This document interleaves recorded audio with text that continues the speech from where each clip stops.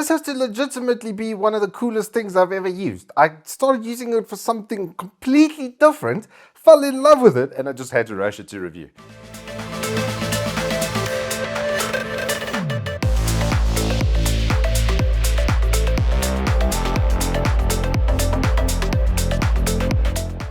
Good afternoon, welcome to Turbo Tortoise Tech. If you're new here, I'm Reese of the 4-piece variety, or triple XL. And this is the MSI DP10 13M.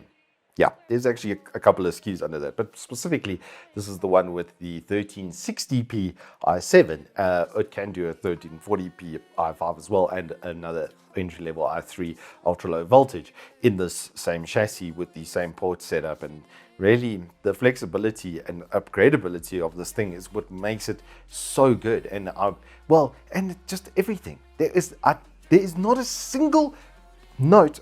Now, guys that watch my reviews a bit, you know that I'm a little bit pedantic. Okay, let's be real. And I can find something that could always be better.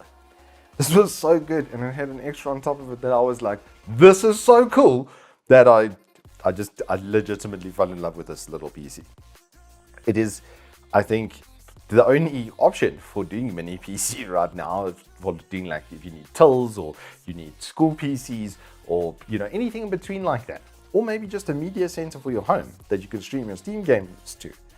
This is the way that I would say you should go about doing it, because the functionality is actually kind of mind-blowing. So anyway, before we get too carried away, let's go through what's in the box. So the package is really comprehensive. As I say, it comes with a couple of little extras that I wasn't expecting.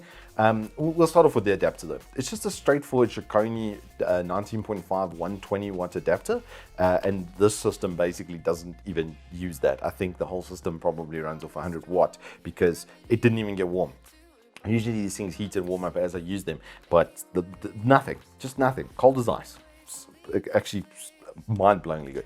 Two different stands. So you get the face mount, and it comes with nice rubberizing and stuff on it, so it doesn't scratch your PC or whatever you're attaching it, well, the machine, and when you're attaching it, and blah blah blah. It nicely finished and full metal, and then a nice little stand which can turn it like PS2 looking, so it looks like a baby mini PS2. I love that styling as well. It must be real. It's kind of nice that it looks like that, because someone could mistake it and be like, do you have a PS2 mini? You can be like, no, it's much more better than that, because trust, this is much more better than that. You got a quick guide to give you basics and instructions like how to power it on, and the rest of it, and then some of the extras that you get. One of them being this here ribbon cable, which goes out to a SATA connection, because inside you can put a 2.5-inch drive into this chassis. And then my absolute favorite touch from this entire piece is this here power button. It's a standard button that you would find on a normal case. It meters out in the exact same connections. They just put a little port on the top over here where you can then take out this protector that's stopping it from shorting and stuff. And then you can connect this power remotely, obviously, on your desk. It's even got a little bit of 3M on the back over here, so you can stick it down off the fact, and it's extremely satisfying. So when I saw this, I was like, no way. And then I saw how it worked, and I was like, okay, I check you guys. The R&D at MSI stepped up a notch. And finally, what's in the box? You get the unit and obviously the aerial that's connected over here. There is actually two aerials inside here from the Wi-Fi card. This is an add-on external aerial. There is actually one in here, so if you don't want to attach this, you probably won't need to. The cable for that does make opening it up a little bit cumbersome, but we'll get to that in a moment. Now, the unit itself, it's a 1.1 liter, weighs probably about 2 to 3 kilos. It's maybe not even that. I would say probably about 2 kilograms. I'll put the exact size and dimensions and weight, but it's very small and very, very light. But it has the most amazing I/O that I've ever seen on a mini PC. Most of the time, if you even get 3 USBs, you're lucky. In this instance, okay, you have 3 Type A's up front, you have a Type C up front, and an audio jack. And then on the back, you've got an HDMI, a DisplayPort, another 3.2, a Thunderbolt, a VGA connector, another USB 3.2, And then, well, these are probably different. It looks like there's two different USB. Well, it's the normal USB Type A that we're used to, but in different flavors. It'll be a 3 or a 3.2, and then a 2.5 gigahertz LAN. And right at the bottom is your power button and your VESA lock, so you can lock it into desks, etc. if you need to for security purposes, because this is very easy to pick up and put in a jacket and run away with. So they've thought about that as well. So it's, if you're counting, that's 4 display outputs with the Thunderbolt. That's exactly the idea here. This thing can actually feed 4 displays. That's exactly what it's intended to do. And the fact that it has VGA means if you are a school center with older monitors, you don't have to upgrade every single monitor just because you're still on VGA. This will just run it because it has VGA, guys. That is really, really nice to have. I haven't seen a machine or mini PC with anything outside of like display, HDMI or mini display, Thunderbolt, sort of all new stuff. Nothing that goes a little bit ancestral. That means you won't have to throw away all of your existing monitors and stuff. Then we get to the setup of the device itself. It's typically mini PC. It's basically a laptop motherboard that's been folded in half on itself. So on the top side where you see this little vent over here, that vent is for the cooling. You'll see the fan and everything that sits up top over here with the heatsink, which is busy cooling the CPU and our GPU in this case, all in one. Then on the other side is where you get access to your RAM and your 2 M.2s. And what easy access is that? Like super easy to get in and out of. There's one screw holding this entire thing together. Everything else just slides and clips off of each other.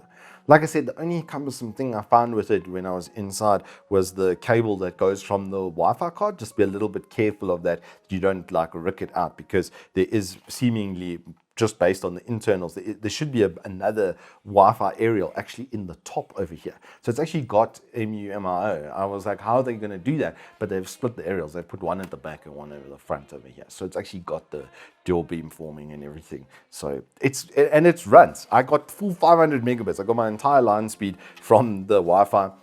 Wi-Fi could actually go a little bit higher than that because it's Wi-Fi 6E. In this instance, I think they're quoting 3 times gigabit is the max for that, and then a 2.5 gig LAN as well. Then, because it's got a Thunderbolt, you could have 10 gigabit networking in and out of it over there as well. And I immediately thought, NAS controller. If you have a NAS storage device, then just connect everything up to this and it'll have insane amounts of network throughput. You'll be able to access multiple network attached storages at the same time, or like USB attached storages, etc. This is like also a little data center, especially if you get the higher end i7 unit. It's got more than enough processing power. This is once again something that was kind of nuts to me. I was like, oh, this thing will probably be pretty good. It'll probably come up to like a first gen 6-core AMD, and then it beat the 1700X, the first gen 8-core AMD, with like 50 watts and 70 degrees power.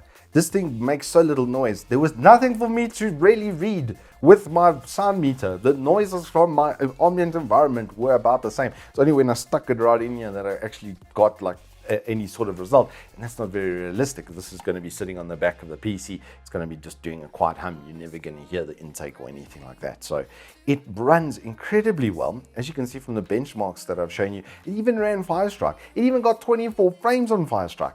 I remember my 560 Ti got about 3800 points, and this actually beat it.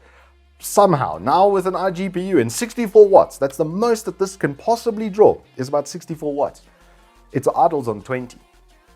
It's like 2 strong LED light bulbs worth of power is basically what this thing idles on. So if you were doing like, work on like video or editing or watching, online work, web app sort of stuff, it's gonna sit around kicking around dirt because the 4 P cores and 8 E cores are a little maybe over spec for what we actually require at this sort of level. I kind of like that, because what my mind also goes to for you guys at home, maybe get one of these if you don't have a smart TV. If you've got a really good TV and it doesn't have smart TV functions, or you maybe want to stream your Steam games to it, then this is a no-brainer. The networking is incredible. I did the practice of running games and streaming to it. As you can see, bro, it was like seamless. Like I can't tell you how good this little PC is. Now, it does have some shortfalls. Obviously, when you're looking at Adobe Suite, the M1 Max make a lot of sense. They're going to come through at kind of the same price point, because the pricing and stuff that I have gotten for this, you're probably looking at 15 to 20,000 Rand for a bare bone on an i5 or i7. I haven't got concrete pricing on that yet. We are getting the information through to Evetech, so if you guys do want to get that, I have spoken to MSI. They will be able to put it through. And if you want to do special orders and stuff for projects, MSI and Evetech will be able to help you with that as well. I've confirmed all of this with MSI. So these are going to be coming through the South African channel. They are brand spanking new. It was only announced on the 1st of March. So yeah, this is a very, very cool. And honestly, I mean this with all seriousness, it is literally the best mini PC I've ever used to date. I'm going to get one of these, probably in an i5 flavor, and attach it to my TV and just stream my games and my series and everything else to it. And the fact that it's got so much storage capacity, my mind immediately went, chuck in two 2 TB NVMe's. They're not that expensive these days, plus a 4 TB spinning drive, and I've got a full data center level kind of backup with the networking and stuff to match, that I can then just take and put in my pocket and take with me anywhere. And I've got I could have my entire data and media backup on this, in this size, and then it can play games. And I could, for instance, emulate on it as well. It'll be more than capable enough to do that. So yeah, it looks like a PS2. You could emulate a PS2 on here, even a PS3, very, very easily. There's more than enough processing power to do that. And then it can do like everything else. And it's a PC, and you can upgrade it and put extra storage and RAM and stuff into it. I think you maybe now can see why I've actually kind of fallen in love with this one. And it's also largely because of how well it runs. And then it doesn't thermal throttle. I was on the launch of a lot of stuff like Intel NUC and that sort of stuff, and all the high-end units always had problems, and they would start throttling and only get like 70 or 80% of their quoted maximum performance. Whereas this thing just doesn't care, because it's been set up properly and it's got enough space, and the wattage now is much better from the Intel chip. All of these things added on together, plus supporting 4 displays. So TLDR, I'm kind of enamored with it. I really enjoyed it. It's a fantastic little machine, and hopefully we will be getting this through the Evetech channel, so you guys will be able to, solution with it and use it in schools, etc. I think it's honestly a no-brainer, especially with how easy it is to get into it, upgrade it, and do maintenance. I mean, everything is just accessible, like straight up. MSI's not trying to punker anything down and be like, no, don't go in there. They're giving you the option, like, right to repair as well. Great, fantastic. 10 out of 10. I literally do not have a single note for this machine. Not one. Do you know how mind-blowing that is to me? MSI, you made a perfect product. Good job. Well done. Anywho, that is all I have for you on the MSI DP10. If you have enjoyed this review, please do hit us up with a like and subscribe. And I will see you on the flip side.